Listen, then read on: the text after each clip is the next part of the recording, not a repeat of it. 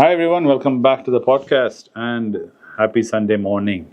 I hope you're recovering well from your revelries of last night and things are looking great and you're settling down to enjoy another 15-20 minutes with me and Dhana as we dive into some investment ideas and some learnings which you can do on this podcast. As we were talking about Dr. Reddy yesterday, Dhana has bought something. Like I say, keep asking Dhana your questions and he'll try to answer them, and if he fails to answer them, he'll bring it to me and I'll try to answer them, and failing which, I can always take it to Anand and try to get you some better answers there too. On that endeavor, Dhana has found some questions which you guys have been asking him for the last few weeks, chasing him on it, and he has brought those questions to me, and Dhana will have a discussion, and hopefully by that end of the discussion we can come to some conclusions which may be of use to you. So what are the questions, Dhana? First question was, what will be the impact to the each asset classes like gold, stocks, whatever it may be the asset classes during a World War II scenarios was happened, like the World War III has been I'll tell you something about your generation. You guys are doomsday preppers to the max. Constantly, this is one refrain I've been hearing since the beginning of this channel when I started with my brother over the last so many years, periodically being asked, if a war comes,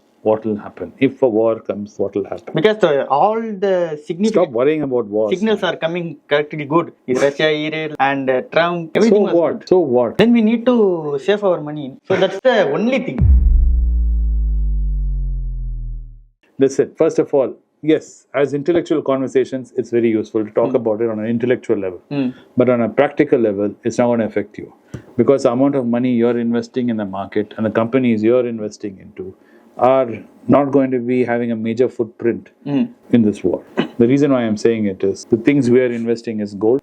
Okay, yes, gold is affected by war, and that is transitory, right? It's not a permanent. As long as the war is there, it'll have some fluctuations, and I'll explain that fluctuations, but that's about it. After the war comes, let's say peacetime comes, immediately gold will start going back to where it was. Okay. Right? And as far as stocks are concerned, we are investing very little money, right, in different coffee ranges. What are the amount that we are affordable to lose? Exactly. We're investing, and we're investing in Indian companies which are mainly buying and selling goods to Indians in India.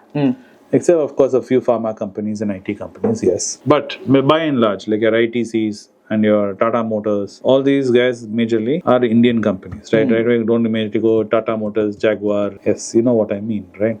So stick to the plot. So keep that in mind.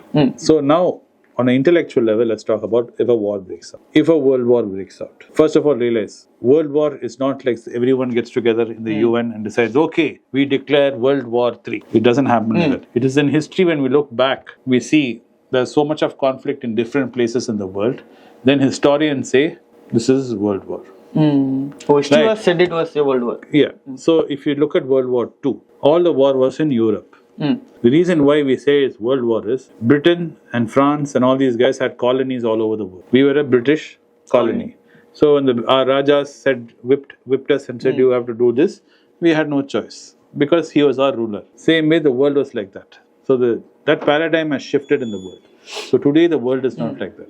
All the countries, most countries in this world are independent. There are not any colonies which are governed by others to the level it was during World War II. So most of these fightings will be very regional, if it is. So if you see the Ukraine-Russian war, it is between those two. Yes, China is supporting Russia, Iran is supporting Russia, North Korea is supporting Russia. But that's about it.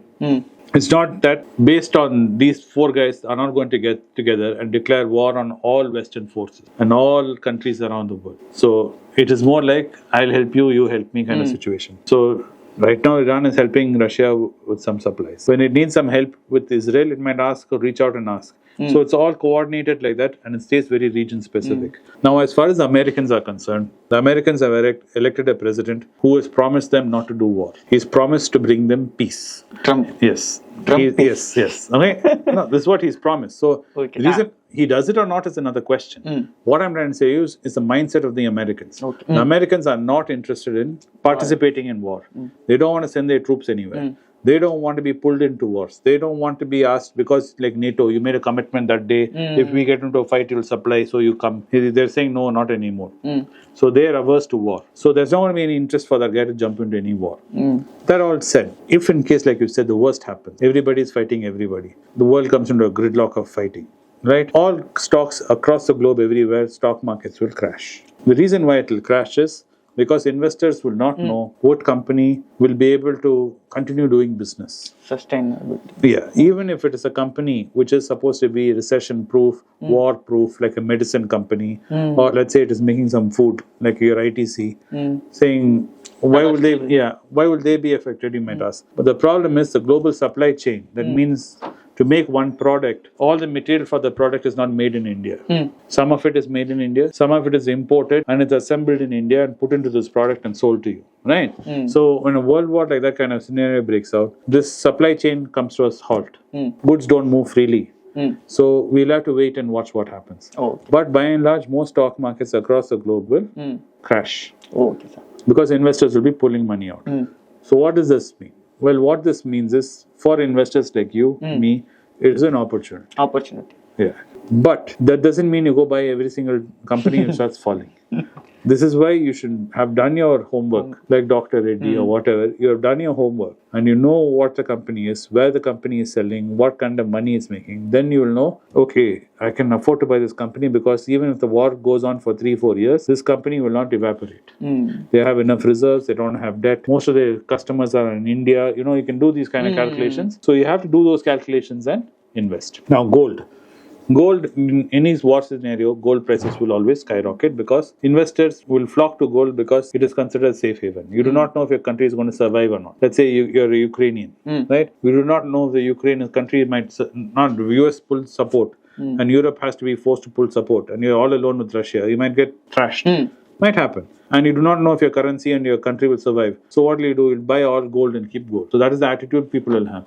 So gold will become in demand. This will push gold prices up. Okay, sir. But as soon as peace is declared, war ends. Everyone says no more fighting. We killed enough of each other. Okay. Let us make peace. Immediately gold will correct again downward. And you can pull out all histories of gold chart prices and you can see these price movements in gold. And you can see how it correlates with wars. Now my question, sir. Now the stock market was corrected from the peak now to 10%. From the peak to now 10% was corrected. Nifty and Sensex, both of them. How to utilize this correction? That's my question. Well, by the diversification method. No, this is the wrong way again to look at it. Right. These corrections are useless for you as a small investor like we are. Because what we have done is we have a list of 7-8 companies we are looking at. And your attention should be only in those 7-8 companies. Unless something goes wrong in those 7-8 companies, or you find another company which is going to remove a company from your list because it has come to, from diamond needle, it will become affordable. Right now, none of the diamond needles which Anand has been talking about has become affordable. Even something like Tata Consumers, which from 1,200 has come almost going to break 900, is still a diamond needle. Let's Tata Consumer. Forget Trent. Forget all the other ones. Like Titan and all. Those are all crazy valuations. So keep that in mind. So none of the diamond needles have become affordable like that. So then you have got a list of companies we're looking at. Now you keep investing in that. And what you must remember is this is just the beginning, right?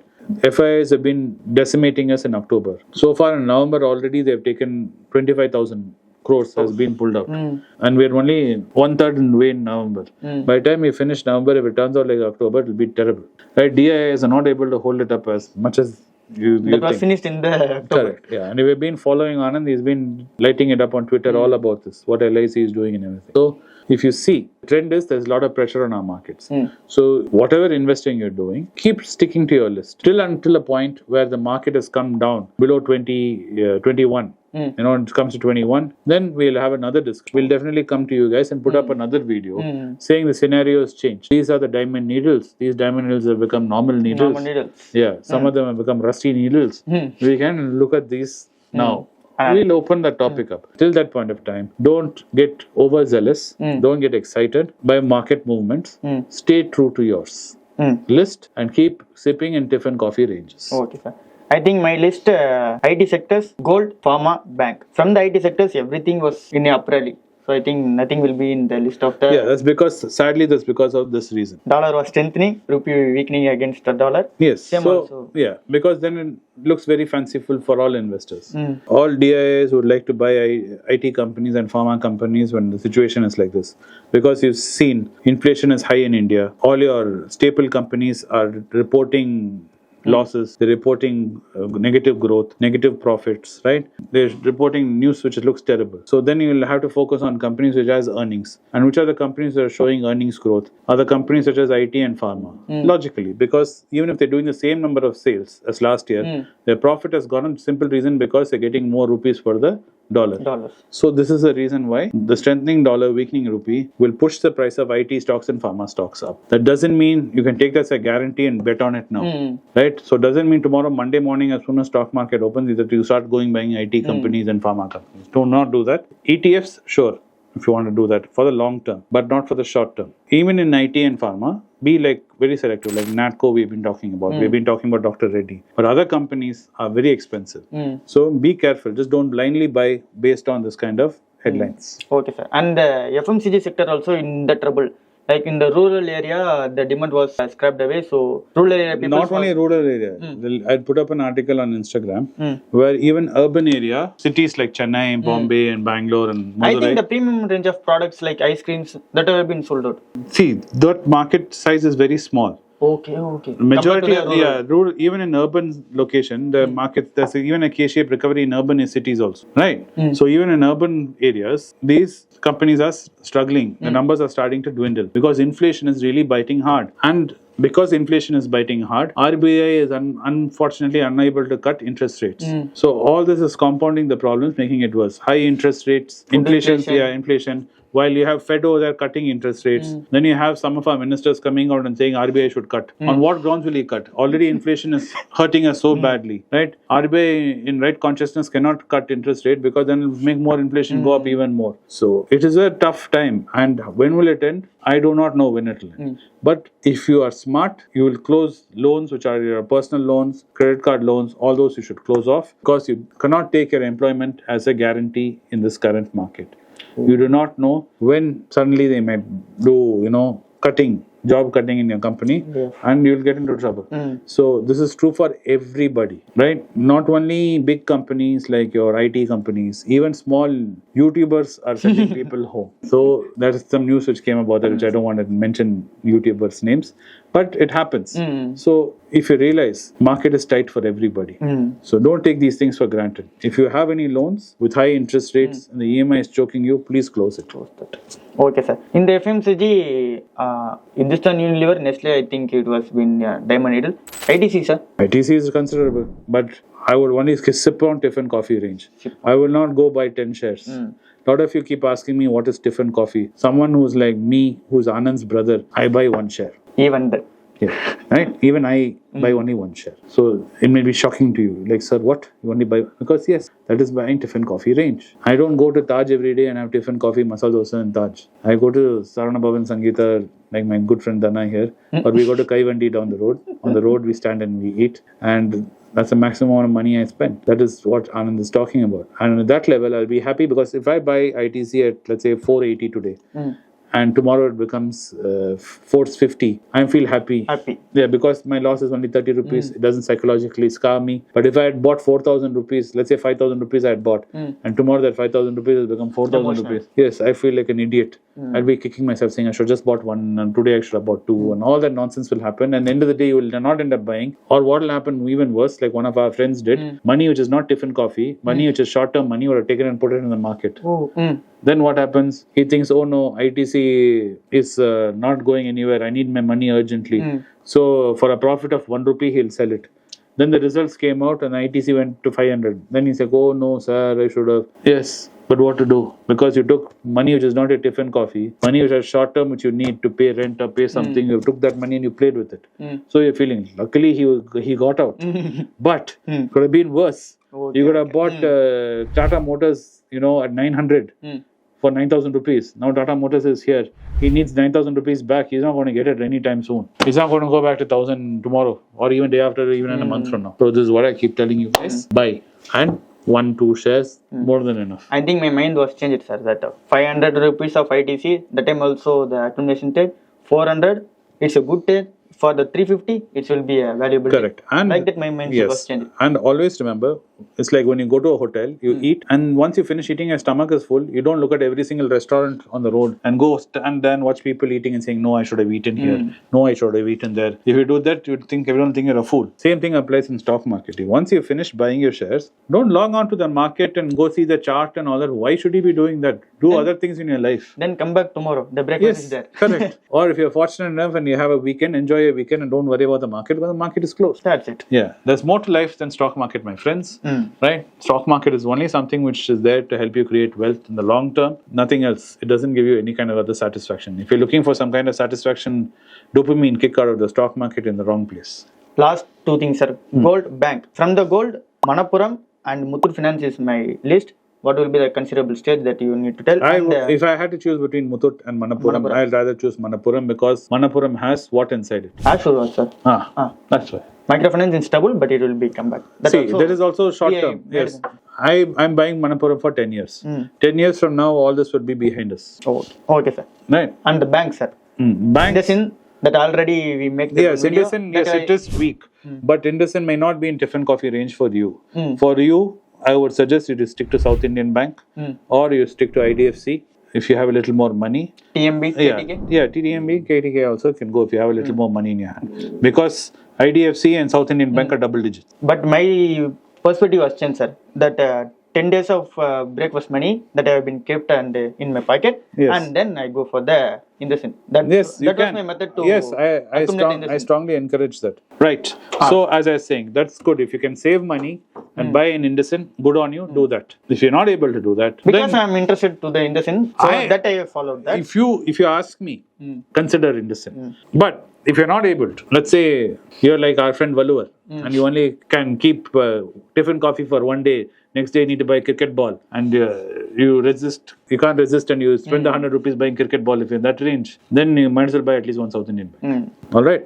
What else? Last one, sir. IDFC. In pharma, Zydus license also in the list, I think. Nah, but that's too expensive, if I remember right. Zydus licenses. Yeah. Okay. No, I think Zydus Life Science. I get confused between both of them. Wellness and licenses. Wellness is the one which has that biscuits and all that. That is the one which is, you can say it's affordable, but even that I would not buy for the simple reason it's like Amaraj batteries. I made Anand talk about it. Okay. Because they got a limited product range and they're selling those limited products. And in that, if you see, there's hardly any growth prospect for them. Taking that into consideration, that's why their PE we feel is expensive. While the other one is a pharma company altogether. And that is expensive if I look at it, life science. Okay, sir. So in the IT sector, nothing will be in the range. In the gold, Manappuram. Zydus Life Science, check. If it is in... So Zydus Life Science has come down by 25% and its PE is at 22. But if you look at it like that, Dr. Reddy's PE is 18 and Natco is PE is even 15 or 14. And Natco, I did a video about it talking about the earnings and how the earnings have improved. And I've spoken about the cycle of Natco. So if you're looking at that, I would rather that you look at Dr. Reddy and Natco. Over the Zydus. Yeah, but Zydus Life Sciences is cheaper in terms of Dr. Reddy and Natco. Natco, I think, is at around 1,300, 1,400 and Reddy's at 1,200. And if you only have 900 rupees with you and you're really keen on buying a pharma, I guess you can look at Life Sciences. So I hope right now in the correction stage that in a considerable range. Don't worry, by next weekend when we're talking again next Sunday, the market will be down another good No, sir. 3-4%. Same mindset also. I am also there. I think my basket will be increased. Good. Every diamond needle will be come into the considerable stage. Good. Then the problems become even more fun because then you will have so many things in your list. You will be saying, "Sir, should I sell this and buy this?" We'll have those discussions. We'll be instead of saying what to buy, there's nothing to buy. We'll have a new problem. It will be there are so many things to buy. Should I get rid of this and buy that? Should I consolidate? Those kind of questions will come, which will be interesting. Anyway, thanks for watching the podcast. This has been a little bit a longer one than usual because we kind of meandered through many things which you guys had asked us. So I hope you found some answers to the questions you've been asking. And if you did not find satisfactory answers with us, please reach out to Dhana again and be more clear in your questions. And I will try and get clearer answers to those questions. If not from me, at least from Anand. Thanks for watching the podcast again. Do have a wonderful week ahead. And me and Dhana will see you again next weekend. Thank you.